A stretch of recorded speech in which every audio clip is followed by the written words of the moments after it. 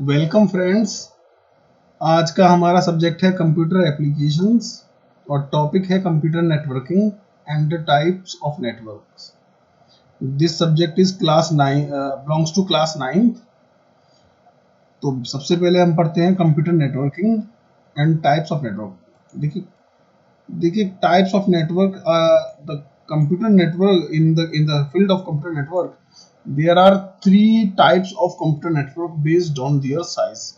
Basically computer networks को हम computer networks होता क्या है? Computer networks are the interconnected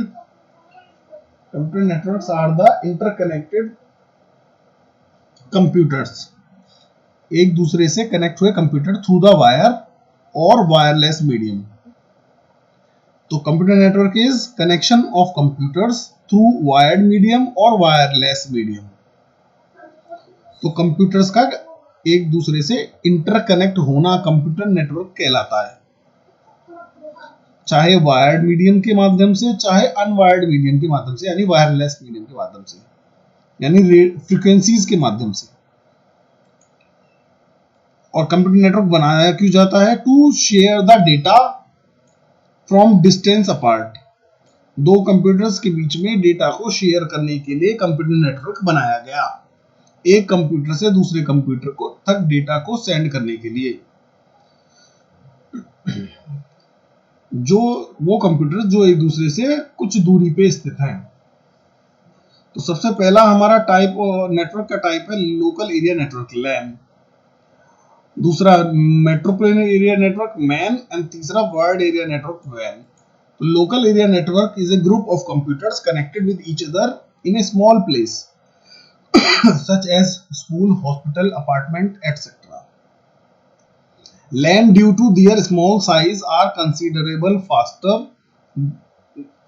Their speed can range anywhere from 100 kbps to 100 mbps. तो आप जानते हैं कि नेटवर्क की स्पीड जो होती है वो kbps या mbps में होती है। तो LAN असल में छोटा नेटवर्क होता है जो किसी बिल्डिंग, हॉस्पिटल या अपार्टमेंट में स्टैब्लिश होता है। वायर्ड मीडियम से भी हो सकता है, अनवायर्ड मीडियम से भी हो सकता है। तो LAN are not limited to wired connection, there is a new evolution to the LAN also, तो that allows local area network to work on a wireless connection. यानी आज की डेट में LAN केवल वायर्ड मीडियम से नहीं बन सकता, वायरलेस मीडियम से भी आप कंप्यूटर्स को कनेक्ट कर सकते हैं। लेकिन जो खास बात यह है कि LAN की, देखिए तीनों का काम कंप्यूटर्स को कनेक्ट करना है। ऐसा नहीं है कि तीनों के अंदर जो हम कंप्यूटर्स की कॉन्फ़िगरेशन यानी टोपोलॉजी है, टोपोलॉजी एक अलग चीज होती है, वो ज्योमेट्रिकल कॉन्फ़िगरेशन बोलते हैं कंप्यूटर्स का। तो तीनों की फॉर्म जो है वो तीनों के अंदर जो डिफरेंस है, मेरे कहने का मतलब है तीनों का काम ही नेटवर्क कंप्यूटर्स को कनेक्ट करना है और डेटा का आदान प्रदान है। अब इन तीनों में जो डिफरेंस है वो इनकी रेंज का है। LAN जो होता है उसकी रेंज होती है मिनिमम 5 मैक्सिमम 5 किलोमीटर तक हो सकती है। जैसे बड़े कैंपसेस होते हैं, हॉस्पिटल्स होते हैं जिनका कंपाउंड ही 5-6 किलोमीटर के रेंज के अंदर होता है, तो वहां पर भी आप LAN एस्टेब्लिश कर सकते हैं। तो LAN की जो रेंज होती है, LAN इन तीनों नेटवर्क को जो डिफरेंशिएट इनके अंदर किया जा सकता है वो केवल इनकी रेंज के अकॉर्डिंग ही किया जा सकता है। This property distinguish these three networks. तो ये बड़ी इंपॉर्टेंट प्रॉपर्टी है। LAN की जो रेंज होती है वो 5 किलोमीटर तक हो सकती है मैक्सिमम, ठीक है। और काम तीनों का वही है, एक कंप्यूटर्स को आपस में इंटरकनेक्ट करना। तो ये वायर्ड भी हो सकते हैं और वायरलेस भी हो सकते हैं। These are actually established to connect computers। और LAN से मिलकर के, डिफरेंट LAN से मिलकर के ही हमारा इंटरनेट बनता है पूरी दुनिया में, ग्लोबली, ठीक है। और इंटरनेट को हम, ग्लोबल नेटवर्क को हम वाइड एरिया नेटवर्क बोलते हैं। तो आगे पढ़ते हैं। Man metropolitan area network is a network that is used to connect two or more several LANs in a common geographic area such as a city or a group of buildings. MANs can span in the range of 5 to 50 kilometre in diameter। Man एक इस प्रकार के network को बोलते हैं जिसकी range 5 से 50 kilometre तक के डायमीटर में होती है। यानी एक औसतन एक सिटी के अंदर, ठीक है। तो ये मैन मेट्रोपोलिटन एरिया नेटवर्क लैन से बड़ा होता है लेकिन वैन से छोटा होता है। तो इसकी रेंज 5 किलोमीटर से ज्यादा होती है लेकिन 50 किलोमीटर तक हो सकती है। यानी आपके शहर के अंदर एक से ज्यादा बिल्डिंग्स को आपने इंटरकनेक्ट करने की कोशिश करने के लिए आपने लाइन बिछा ली, आपने एक केबल बिछा दिया, ठीक है। तो ये आपका मैन बन जाएगा। लेकिन इसकी डिस्टेंस, इसकी रेंज 50 किलोमीटर से ज्यादा नहीं होनी चाहिए। मैंने इस शुरू में ही कहा था कि देखिए तीनों नेटवर्क कंप्यूटर्स को कनेक्ट करने के लिए बनाए जाते हैं, सिस्टम्स को कनेक्ट करने के लिए बनाए गए जाते हैं। इनका ऑब्जेक्टिव इंफॉर्मेशन को आदान प्रदान करना है, लेकिन इनके अंदर जो डिफरेंस, जो इन तीनों को डिफरेंशिएट करती है प्रॉपर्टी, वो इनकी रेंज है। तो मैन की रेंज है 5 किलोमीटर से 50 किलोमीटर। अब बात करते हैं वाइड एरिया नेटवर्क की। Wide area network are similar to metropolitan network area network but provide communication links for distances greater than 50 kilometers. WAN have existed for decades, but new technologies, services and applications have developed over the years to dramatically increase their efficiency for business. तो WAN की जो range होती है वो 50 kilometre से ज्यादा होती है। अब 50 किलोमीटर से ज्यादा हजारों किलोमीटर हो सकती है, 10,000 किलोमीटर्स, 20,000 किलोमीटर्स। यानी पूरी दुनिया में जो नेटवर्क एस्टेब्लिश है, जिसे हम इंटरनेट के नाम से जानते हैं, वो हमारा वाइड एरिया नेटवर्क है, दैट इज WAN, ठीक है। अब बात करते हैं एक और नेटवर्क की जिसे हम पर्सनल एरिया नेटवर्क बोलते हैं। ए personal area network is a computer network for interconnected electronic devices centred on an individual personal workspace. A PAN provides data transmission among devices such as computers, smartphones, tablets, and personal digital assistants via Bluetooth, Wi-Fi connectivity. देखिए personal area network एक प्रकार का common network होता है जो कुछ electronic device, personal, देखिए personal word से पता चलता है कोई भी व्यक्ति एक छोटा सा स्मॉल नेटवर्क बना सकता है, जैसे कि हम हमारे ब्लूटूथ या वाईफाई से डिवाइसेस का यूज करके बनाते हैं। और ये अलाउ करता है इलेक्ट्रॉनिक कंप्यूटर्स को डेटा को आदान प्रदान करने के लिए। जैसे हम ब्लूटूथ से ज्यादातर इंफॉर्मेशन एक मोबाइल से या दूसरे मोबाइल में शेयर करते हैं, तो ये एक प्रकार का पर्सनल एरिया नेटवर्क कहलाता है।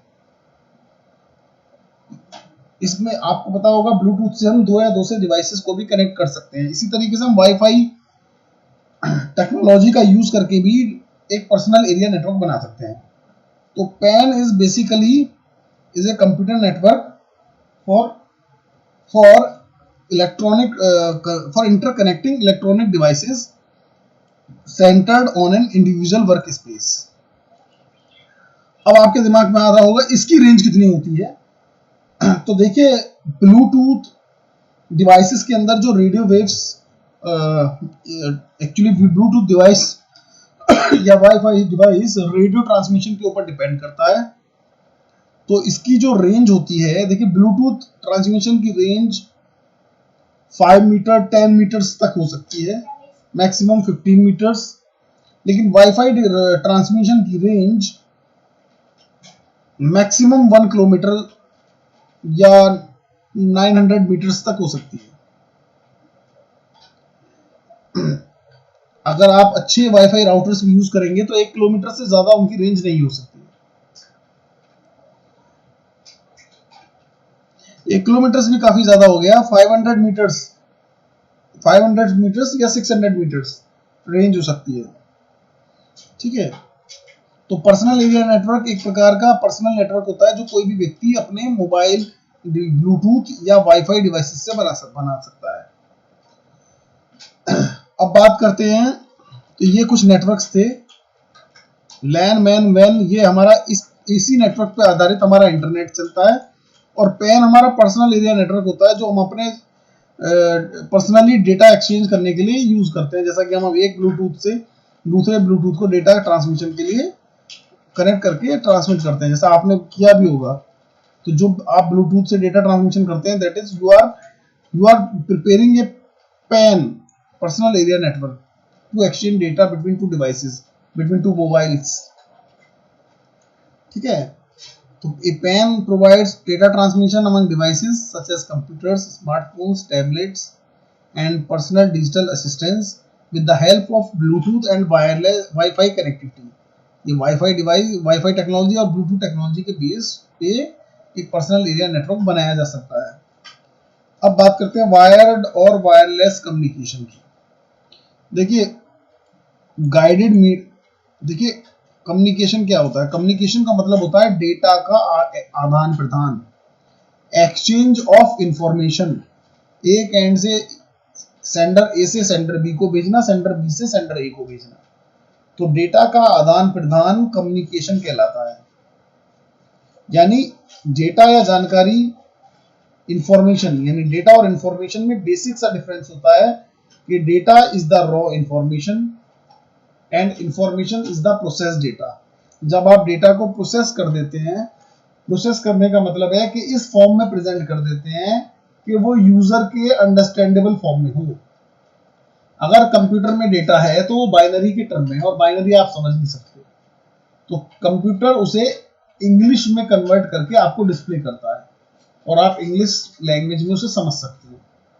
तो डेटा का, जब डेटा को एक मीनिंगफुल वे में रिप्रेजेंट कर दिया जाता है तो वो इंफॉर्मेशन बन जाता है।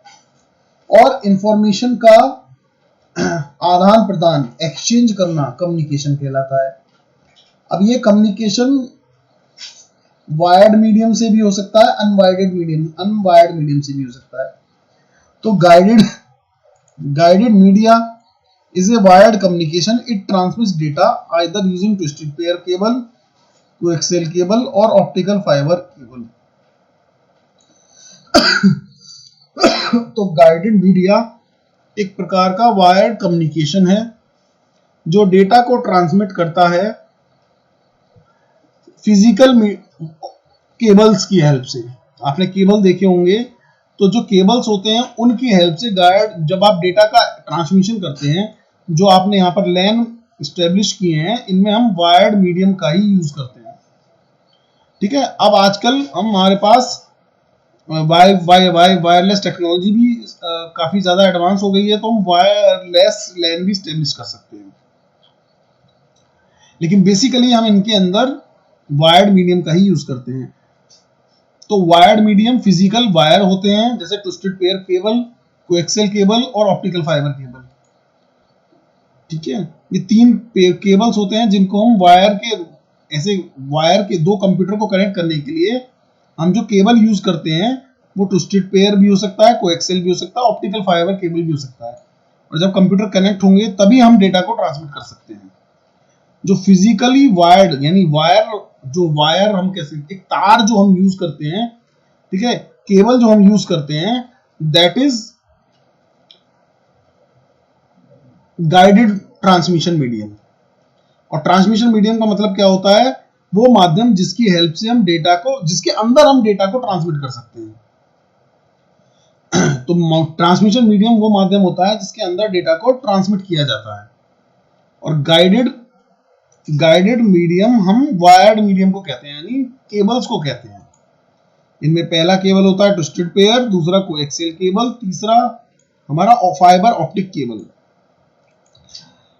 इन दोनों केबल्स के अंदर सिग्नल जो ट्रेवल होता है वो हमारा इलेक्ट्रिकल सिग्नल की फॉर्म में ट्रेवल होता है, लेकिन फाइबर ऑप्टिकल केबल के अंदर सिग्नल हमारा लाइट की फॉर्म में ट्रेवल होता है, प्रकाश की फॉर्म में, और लेजर प्रकाश की फॉर्म में ट्रेवल होता है। और यही कारण होता है कि इनके अंदर जो सिग्नल की स्पीड होती है उससे कहीं ज्यादा प्रकाश की चाल से हमारा जो सिग्नल है वो ट्रांसमिट होता है फाइबर ऑप्टिकल केबल के अंदर। तो आजकल जो हम 4G नेटवर्क यूज कर रहे हैं, जो हाई स्पीड ट्रांसमिशन हम यूज करते हैं, वो सिर्फ इस ऑप्टिकल फाइबर केबल की वजह से ही पॉसिबल है, क्योंकि इसके अंदर जो सिग्नल ट्रेवल करते हैं वो प्रकाश की चाल से, और आप जानते हैं कि प्रकाश से ज्यादा गति अभी तक किसी चीज और ऑब्जेक्ट या पार्टिकल की नहीं है। अब बात करते हैं दूसरे ट्रांसमिशन मीडियम की। तो ट्रांसमिशन मीडियम को दो कैटेगरी में डिवाइड किया जा सकता है। एक गाइडेड, गाइडेड में आते हैं हमारे वायर्ड मीडियम। वायर्ड मीडियम मतलब यानी वायर्ड मतलब केबल्स, ठीक है। ट्रांसमिशन मीडियम को दो कैटेगरी में डिवाइड कर सकते हैं। पहली कैटेगरी है गाइडेड यानी वायर्ड मीडियम, दूसरी कैटेगरी है अनगाइडेड दैट इज वायरलेस, ठीक है। वायर्ड मीडियम में आ जाते हैं हमारे केबल, और वायरलेस मीडियम में आता है हमारा फ्री स्पेस। फ्री स्पेस हमारा आकाश में और अंतरिक्ष में, जिसका हम यूज सिग्नल को ट्रांसमिट करने के लिए करते हैं। अब फ्री स्पेस में जो डेटा ट्रांसमिट होता है वो with the help of radio waves, microwaves और इंफ्रारेड वेव्स की हेल्प से होता है। अब रेडियो वेव्स और रेडियो वेव्स, माइक्रोवेव्स और इंफ्रारेड वेव्स, इनमें क्या डिफरेंस है? देखिए तीनों वेव्स ही होती हैं और तरंगे एक जैसी होती हैं, लेकिन उनके तरंगों को जो डिफरेंशिएट, तरंगों को जो प्रॉपर्टी डिफरेंशिएट करती है वो है उनकी फ्रीक्वेंसी। तो रेडियो वेव्स वो तरंगे होती हैं जिनकी फ्रीक्वेंसी 3 किलो हर्ट्ज से लेकर के 1 गीगा हर्ट्ज तक हो सकती है, और इनकी खासियत होती है कि दीवारों को, वॉल्स को पेनिट्रेट कर सकती हैं।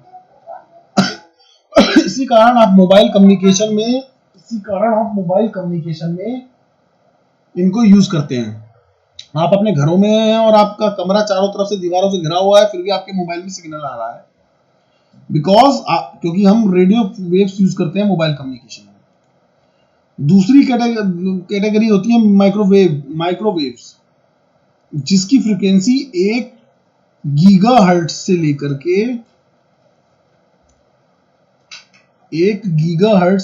के 300 गीगा हर्ट्ज तक होती है। और जिन वेव्स की फ्रीक्वेंसी इस रेंज में होती है उसे माइक्रोवेव्स कहते हैं। ये कहां पर यूज होती हैं? ये सैटेलाइट कम्युनिकेशन के लिए यूज होती हैं, क्योंकि रेडियो वेव्स लॉन्ग रेंज में ट्रेवल नहीं कर पाती हैं, इसलिए सैटेलाइट के अंदर जो हम ग्राउंड स्टेशन से डेटा अपस्ट्रीम और डाउनस्ट्रीम में सेंड करते हैं, डेटा सेंड और रिसीव करते हैं सैटेलाइट से। सैटेलाइट एक प्रकार का स्टेशन की तरह काम करता है, जो एक ग्राउंड स्टेशन से डेटा लेता है और दूसरे ग्राउंड स्टेशन पे डेटा को ट्रांसमिट करता है, रिफ्लेक्ट करता है। एक मिरर की तरह काम करता है, वो एक तरफ से सिग्नल ले रहा है, दूसरी तरफ सिग्नल को सेंड कर रहा है, उसका यही काम होता है। और उसके लिए जो डिवाइस उसमें यूज होते हैं उसको ट्रांसपोर्टर्स कहते हैं, ट्रांसपोर्टर्स और ट्रांस रिसीवर्स। तीसरी कैटेगरी हमारी होती है इंफ्रारेड वेव्स। इस इंफ्रारेड वेव्स, हम उन वेव्स को कहते हैं जिनकी रेंज हमारी 300 गीगाहर्ट्ज से लेकर के 400 टेट्राहर्ट्ज तक हो सकती है, ठीक है। इनकी फ्रीक्वेंसी बहुत ज्यादा होती है, लेकिन इनकी वेवलेंथ बहुत ज्यादा कम होती है, तो इन्हें भी शॉर्ट रेंज कम्युनिकेशन के लिए ही यूज किया जाता है,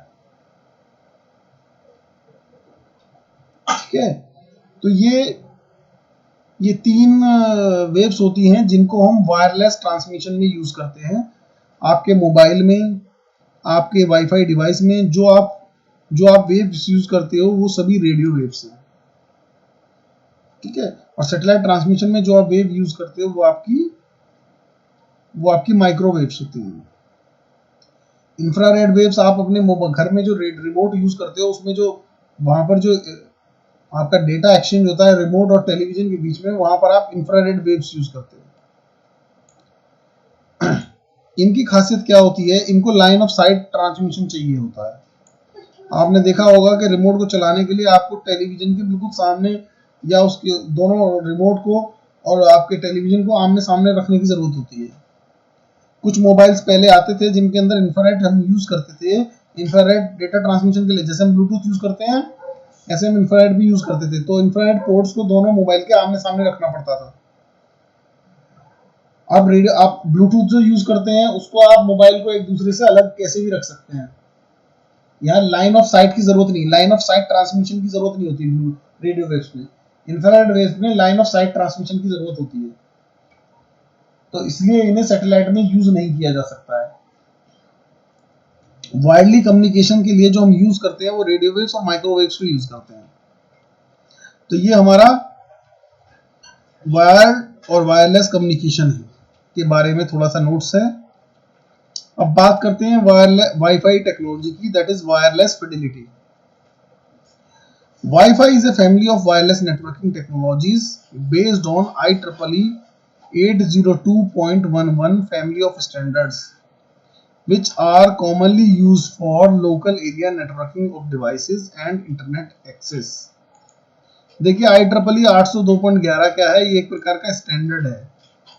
IEEE क्या है? IEEE एक अंतरराष्ट्रीय संस्था है जो इलेक्ट्रॉनिक डिवाइस के मैन्युफैक्चरिंग के लिए स्टैंडर्ड जारी करती है, गाइडलाइंस जारी करती है। और ये क्यों जरूरी है? क्योंकि अगर अगर IEEE नहीं होगी, जैसे WHO है, वर्ल्ड हेल्थ ऑर्गेनाइजेशन एक अंतरराष्ट्रीय संस्था है, इसी तरीके से IEEE एक अंतरराष्ट्रीय संस्था है जो सभी देशों को गाइडलाइंस जारी करती है, जिससे सभी देश की जो मैन्युफैक्चरिंग होगी वो एक ही स्टैंडर्ड की होगी, ताकि एक देश से दूसरे देश में सामान को खरीदा या बेचा जा सके या यूज किया जा सके, ताकि दोनों हर देश के अंदर यूनिफॉर्मिटी ऑफ टेक्नोलॉजी की यूनिफॉर्मिटी बन सके। ये बिल्कुल वैसे ही है जैसे स्कूल में बच्चों को यूनिफॉर्म यूज की जाती है ताकि सभी एक जैसे दिखाई दे। इसीलिए IEEE और ISO ऐसी कुछ IETF कुछ ऐसी संस्थाएं हैं जो अंतरराष्ट्रीय स्टैंडर्ड्स जारी करती हैं। तो ये वाईफाई जो डिवाइस होता है वो IEEE 802.11 स्टैंडर्ड्स के ऊपर बेस्ड है, आधारित है, बना हुआ है। तो wifi is a family of wireless networking technology based on the IEEE 802.11 family of standards, which are commonly used for local area networking of devices and internet access। Short range communications के लिए इस technology को हम use करते हैं। Wifi की full form होती है वायरलेस फिडेलिटी। तो Wi-Fi is a wireless networking technology that allows devices such as computers, laptops and desktops, mobile devices, smartphones and wearable devices, and other equipments, printers and video cameras to interface with the internet. It allows these devices and many more to exchange information with one another, creating a network। Wifi एक प्रकार की wireless technology है जो devices को allow करती है information को exchange करने के लिए, और ये भी रेडियो वेव्स का ही यूज करती है। लेकिन जो फ्रीक्वेंसी पर्टिकुलर ये यूज करती है और जो फ्रीक्वेंसी ब्लूटूथ में यूज करती है उसमें अंतर है। ठीक है, ये मोबाइल में भी यूज होती है, ये वाईफाई टेक्नोलॉजी मोबाइल भी यूज करती है, वीडियो कैमरास, प्रिंटर्स सभी आजकल वाईफाई इनेबल्ड आ रहे हैं। तो all are use wifi technology to connect with the internet. Internet से कनेक्ट करने के लिए सभी को हम वाईफाई टेक्नोलॉजी को यूज कर सकते हैं, करते हैं। Internet connectivity occurs through a wireless router. When you access Wi-Fi, you are connected to a wireless router that allows you to Wi-Fi compatible devices to interface with the internet। Internet connectivity करने के लिए wifi technology के लिए हमें एक wifi router की जरूरत पड़ती है। जैसा कि आपने देखा होगा, जो आजकल आपके जो मोबाइल आते हैं इसके अंदर वाईफाई चिप और ब्लूटूथ चिप दोनों लगी हुई होती है। पहले मोबाइल्स के अंदर केवल ब्लूटूथ चिप आती थी, उससे पहले ब्लूटूथ भी नहीं आती थी। ठीक है, धीरे धीरे टेक्नोलॉजी बदलती गई है। वाईफाई से कनेक्ट होने के लिए सबसे पहले हमें एक वायरलेस राउटर की जरूरत पड़ती है, वो डिवाइस जो आपको इंटरनेट कनेक्शन प्रोवाइड करता है और जो सिक्योर होता है एनक्रिप्टेड SHA एल्गोरिथम के द्वारा, और जो पासवर्ड प्रोटेक्टेड भी होता है ताकि कोई भी उसको कनेक्ट ना कर ले। अनऑथराइज यूजर उसको एक्सेस ना कर ले। ठीक है, तो wifi router is basically a device that provide you wireless frequency so that you can connect with internet. और इंटरनेट कनेक्टिविटी हमेशा वायरलेस राउटर के से ही कनेक्ट हो सकती पॉसिबल होती है। बिना वायरलेस राउटर के इंटरनेट कनेक्टिविटी पॉसिबल नहीं हो सकती है। आजकल हमारे मोबाइल में जब हम हॉटस्पॉट बनाते हैं तो हमारा मोबाइल वायरलेस राउटर की तरह एक्ट करता है। तो today our mobile device is very smart, it can connect as a wireless router to other mobile devices. अब बात करते हैं ब्लूटूथ की। देखिए ब्लूटूथ को हमने पर्सनल एरिया नेटवर्क में हमने ब्लूटूथ और वायरलेस दोनों को यूज कर सकते हैं। तो Bluetooth is also a wireless technology that is and technology standard that is used for exchanging data between fixed and mobile devices over short ranges using short wavelengths UHF radio waves in the industrial, scientific and medical radio bands from 2.4 to 2.485 gigahertz and building personal area networks. It was originally conceived as a wireless alternative to RS-232 data cables. Bluetooth एक प्रकार की wireless technology है जो mobile devices के लिए हम short range communication provide करने के लिए यूज की जाती है। ये रेडियो वेव्स का यूज करता है जैसा कि हमने अभी ऊपर जाना, और इसकी जो पर्टिकुलर फ्रीक्वेंसी होती है वो 2.4 गीगाहर्ट्ज से लेकर के 2.485 गीगाहर्ट्ज तक हो सकती है, और ये पर्सनल एरिया नेटवर्क बनाने के लिए यूज किया जाता है। जैसे हम कोई वाईफाई माउस यूज करते हैं, हम कोई टू मोबाइल डिवाइसेस को कनेक्ट करते हैं, तो जो हम डेटा ट्रांसमिशन करते हैं दो मोबाइल डिवाइसेस के बीच में, वो हम एक्चुअल में जो वो हमारा नेटवर्क बनता है वो हमारा पर्सनल एरिया नेटवर्क कहलाता है। क्लियर? तो यहाँ पर इसकी फ्रीक्वेंसी नोट करने योग्य है। इसकी फ्रीक्वेंसी ये रेडियो वेव्स का यूज करती है ब्लूटूथ टेक्नोलॉजी, और 2.4 से 2.485 गीगाहर्ट्ज के बीच में इसकी फ्रीक्वेंसी होती है। जैसा कि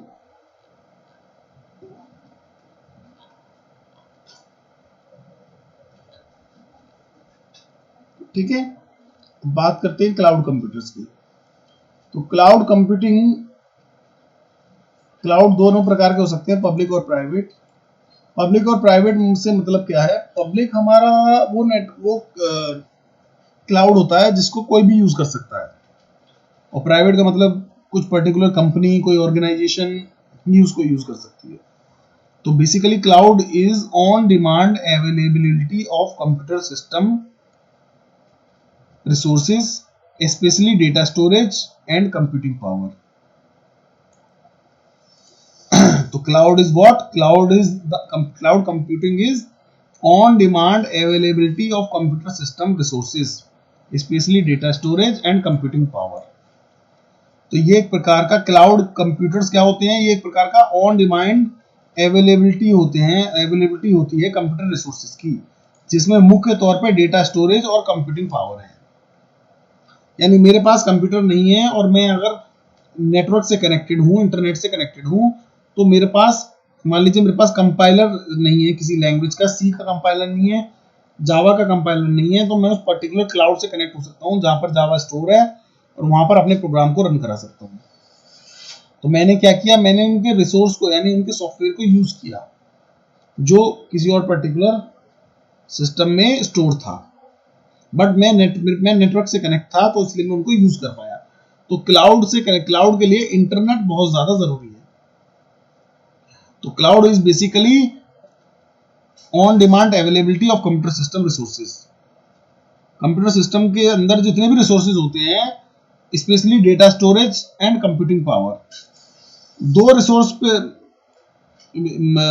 क्लाउड ज्यादा डिपेंड करता है, तो कंप्यूटिंग डेटा स्टोरेज और इस कंप्यूटिंग पावर। जैसे हम आजकल अभी जो मैं ये वीडियो अपलोड करता हूँ, ये मैं वीडियो अपलोड करता हूँ यूट्यूब के क्लाउड पे, तो YouTube के पास डेटा सेंटर्स हैं जिनके अंदर बहुत ज्यादा अमाउंट में वो डेटा को स्टोर करके रख सकते हैं। मैं इतना ज्यादा डेटा को स्टोर करके नहीं रख सकता, एक टाइम पे मेरी हार्ड डिस्क फुल हो जाएगी और मुझे डेटा डिलीट करना पड़ेगा। तो उन बड़ी बड़ी जगहों को जहां पर बड़ा बड़ा अमाउंट में डेटा स्टोर किया जा सकता है उसे डेटा सेंटर्स कहते हैं। तो I am using the cloud of the YouTube company, मैं यूट्यूब कंपनी के क्लाउड को यूज करूंगा, उसके डेटा स्टोरेज को यूज करूंगा, ठीक है। और वो उस यूट्यूब के सर्वर से आप वीडियोस को यूज सर्व कर सकते हैं, देख सकते हैं। तो वी आर यूजिंग द, मैं यूट्यूब का यूज करके वीडियो को, उसके डेटा स्टोरेज को यूज करके वीडियो को उसमें सेव कर रहा हूं और उसकी कंप्यूटिंग पावर को यूज करके, उसकी एप्लीकेशंस को यूज करके आप उसे देख रहे हैं। तो it that is particular sharing और using of sharing of computer resources. हम रिसोर्सेज को शेयर कर रहे हैं और कंपनी उस रिसोर्स को क्यों शेयर कर रही है? Company earn the profit from advertisements, company advertisement से प्रॉफिट अर्न करती है। तो basically cloud computing is what? It is the sharing of computer resources, especially data and data storage and computing power, without direct active management by the user. अब देखिए ये भी एक खास बात है, बिना डायरेक्ट एक्टिव मैनेजमेंट के यूजर के, यानी online autonomously system can manage its resources. हर वक्त कोई यूट्यूब पे कोई बंदा बैठा रहेगा और वो चीजों को डील करेगा, ऐसा जरूरी नहीं है। यहाँ पर प्रोग्राम्स हैं, यहाँ पर स्क्रिप्ट्स लगी हुई हैं, यहाँ पर क्वेरीज लगी हुई हैं, that can manage, system can manage itself without direct active management of the user. User के डायरेक्ट एक्टिव मैनेजमेंट के द्वारा सिस्टम अपने आप रिसोर्सेज को शेयर कर सकता है। तो cloud computing is nothing, it is just sharing the resources, उसके अंदर डेटा स्टोरेज और computing power. The term is used to describe data centers available to many users over the internet.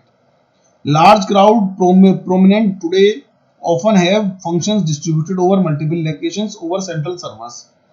If the connection to the user is relatively close, it may be designated an edge server.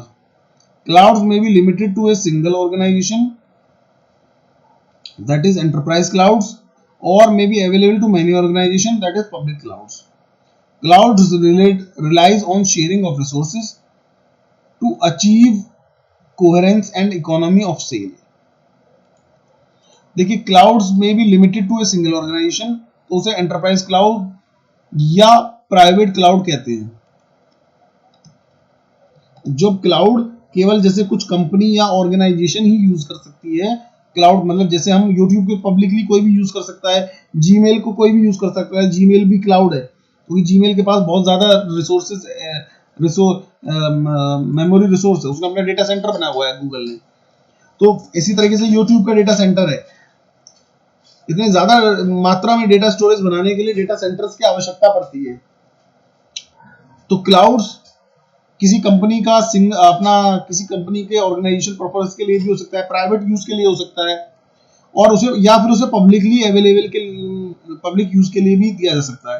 तो Gmail का जो cloud है, जैसे हम Google drive आप देखते हैं, Google drive का स्पेस बहुत ज्यादा है। अब उस मेरे जैसे पता नहीं कितने लोग गूगल ड्राइव पे डेटा को स्टोर करते हैं। तो गूगल का अपना डेटा सेंटर है।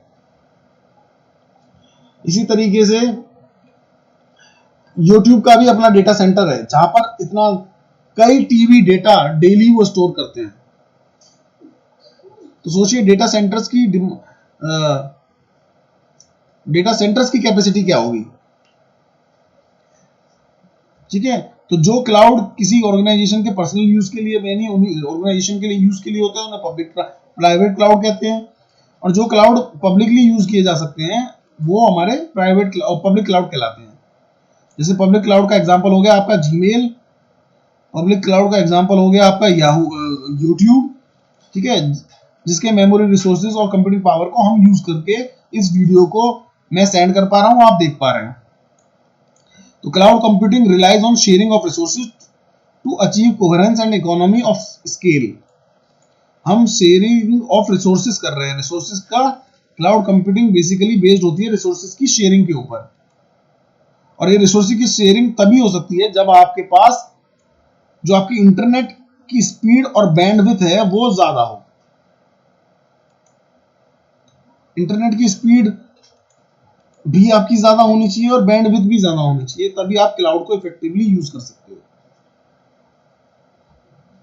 जैसा कि आप देख पा रहे हैं इस पर्टिकुलर एप्लीकेशन में, इस पर्टिकुलर पिक में, देखिए क्लाउड के अंदर इंफ्रास्ट्रक्चर होता है जिसके अंदर आपका डेटा सेंटर्स होता है, फिर प्लेटफॉर्म होते हैं, ठीक है, और फिर ये एप्लीकेशंस होती हैं जो क्लाउड को यूज करती हैं,